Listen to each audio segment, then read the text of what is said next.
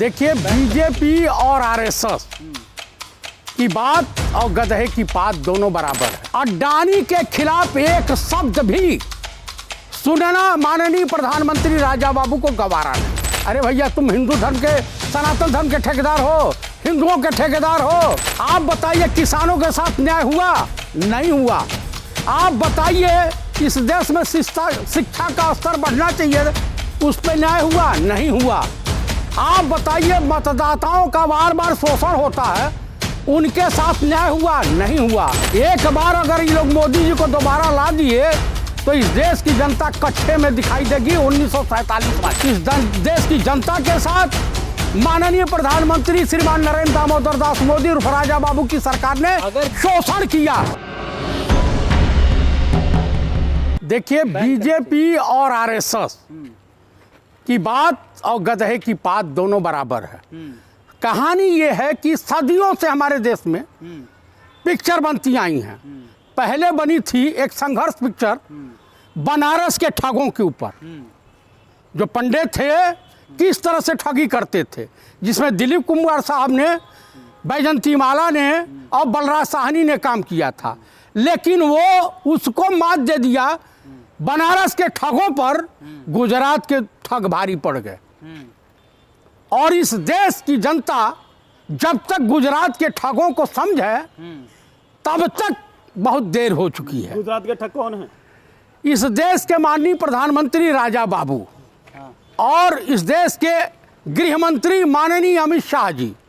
और सबसे बड़े, आप ये फिल्म देखकर क्या चीज आपको अच्छी लगी? जो भाई, उसमें जो टिप्पणी की गई है इलेक्शन कमीशन पर, ईवीएम पर, इसमें कैसे हेराफेरी हो की जाती है। आप किसी भी चुनाव में डीएम, एसपी, एसडीएम अगर चाह जाए तो 10-5 हजार वोट इधर उधर कर सकता है, लेकिन ज़्यादा नहीं कर पाएगा।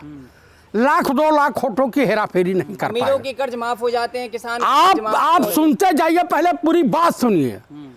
उसके बाद ये पूंजीपतियों की सरकार है। अडानी के खिलाफ एक शब्द भी सुनना माननीय प्रधानमंत्री राजा बाबू को गवारा नहीं।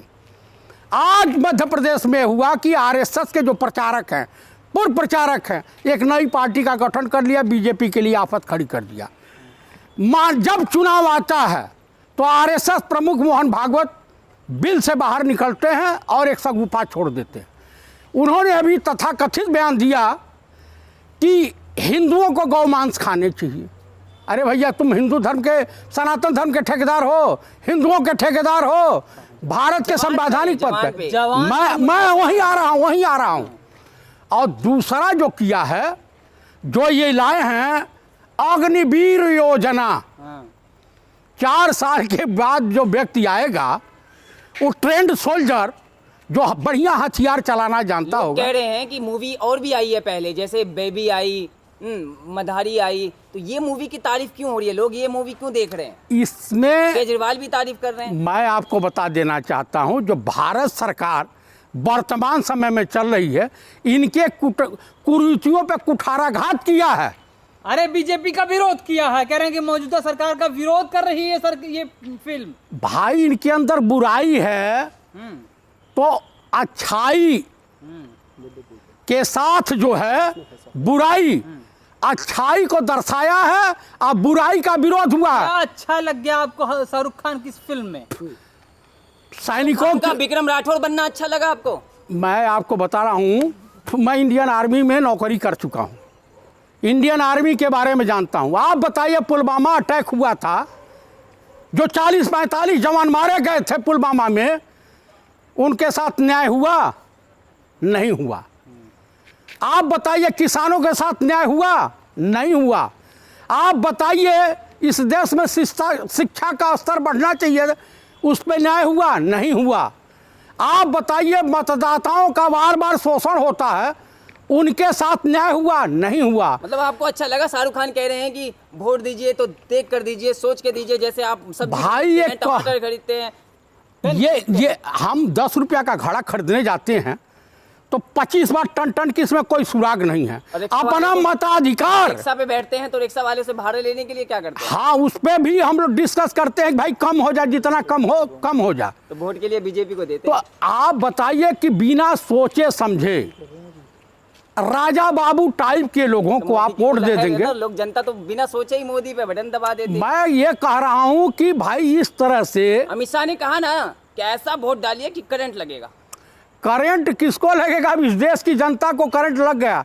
एक बार अगर ये लोग मोदी जी को दोबारा ला दिए तो इस देश की जनता कच्चे में दिखाई देगी 1947 बीजेपी वाली। के संसद उन्होंने हाल ही में कह दिया है कि बटन कहीं भी दबाओ बीजेपी में दबे। यानी वो फिल्म में जो दर्शाया गया ईवीएम पे सीन है, वो सत्य है। इसलिए सुप्रीम कोर्ट तैयार हो गया है कि मेरी देख रेख में चुनाव होगा।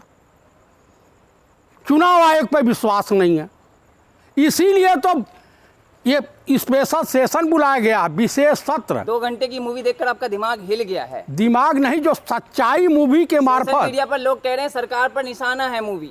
सोशल मीडिया पे जो कह रहे हैं लोग, वो देख रहे हैं। जो बाइडन ने जो सच्चाई वियतनाम में जाके बताई है, वो सच्चाई आपको नहीं दिखाई दे रही है। आज यूएन ने भी गूंजा है ना मणिपुर और ये नूह मेवात का मामला। हाँ, तो ये बताइए क्या वो दर्शाना चाहते थे?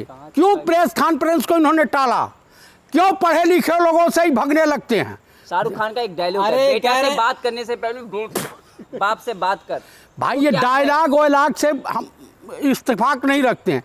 जो उन्होंने हकीकत दिखाई है भारतीय लोकतंत्र की और चुनाव प्रणाली की और भारत सरकार की, या भाजपाई सरकारें जहां भी हैं, या इस तरह की सरकारें जहां भी जनता का शोषण करती हैं, बाबा ये नहीं होना चाहिए। अम्बेडकर की मूवी आती है फ्लॉप हो जाती है, शाहरुख खान की मूवी आती है हिट हो जाती है, ऐसा क्यों?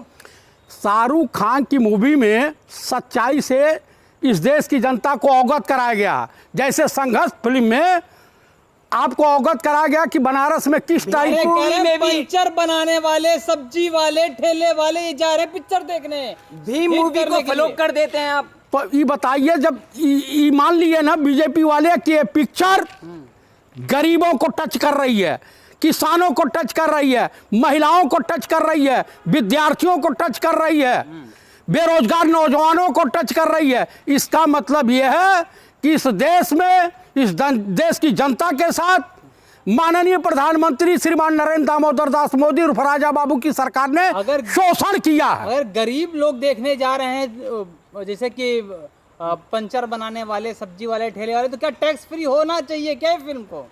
टैक्स फ्री होना चाहिए, हाँ, ऐसी पिक्चरों को बढ़ावा देना चाहिए, लेकिन राजा बाबू की सरकार इसमें इत्तेफाक नहीं रखती बीजेपी है। लोग बैन करने की बात कर रहे हैं, आप tax Yogi ji tax free करेंगे, जैसे टॉयलेट में फ्री हुआ।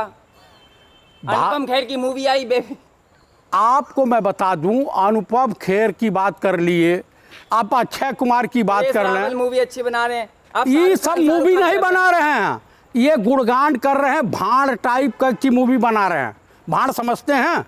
बीजेपी वाले कहते हैं ये कर रहे हैं, शाहरुख खान, जावेद अख्तर, ये सारे। जावेद अख्तर, देखिए जो लेखक होता है, पत्रकार होता है, उसको स्वतंत्र, यही तो जो बाइडेन ने कहा कि मीडिया को स्वतंत्र रहना चाहिए, देश में किसी का शोषण नहीं होना चाहिए, देश की जनता स्वतंत्र अपना विचार रखे, लेकिन स्वतंत्र विचारधारा से इस राजा बाबू की सरकार को संघी मानसिकता की शाहरुख सरकार, खान लोगों को जगाएंगे क्या, जागरूक कर देंगे क्या अपनी पिक्चर से? हिंदुस्तान के हर उस नागरिक का सवाल पूछेगा जनता सवाल पूछेगी, अब पूछना चाहिए हाँ। कि जनप्रतिनिधि हमारा है। हाँ, ये बताइए कि हमको आपको जो मेहनत करने का, पसीना करने बहाने के बाद भी सूखी रोटी नसीब होती है।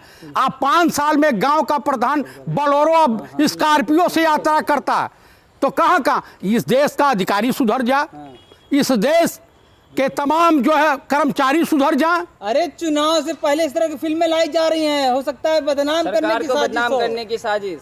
कौन बदनाम कर रहा भैया? कौन बदनाम? कांग्रेस हो सकती है, कांग्रेस। उसमें शाहरुख खान हाथ भी हिला रहे हैं, पंजा हिला रहे हैं। तो अंधभक्तों को चाहिए, भाजपाई नेताओं को चाहिए अपने पंजे को काट कर लूला बन जाए। हाँ, पंजे से शरीर नफरत है, वो तो पंजा सबके पास है। हमारे देश के मोदी जी भी तो ऐसा ऐसा करते रहते हैं, हाँ। तो उसमें क्या करेंगे? कटवाना है अपना हाथ। तो प्रचार नहीं हो रहा है तो हो ना रहा, पंजे का प्रचार हो रहा है ना। इस तरह से बाय बाय टाटा कहेंगे, अब शिवराज सिंह चौहान इस तरह से करते हैं हाँ। बड़ी सभा में, तो ये भी तो प्रचार कर रहे हैं। तो करते हैं फेलिंग केस तो करते हैं, लेकिन कहीं भाजपाई नेता को कर दिए तो दिक्कत हो जाएगी।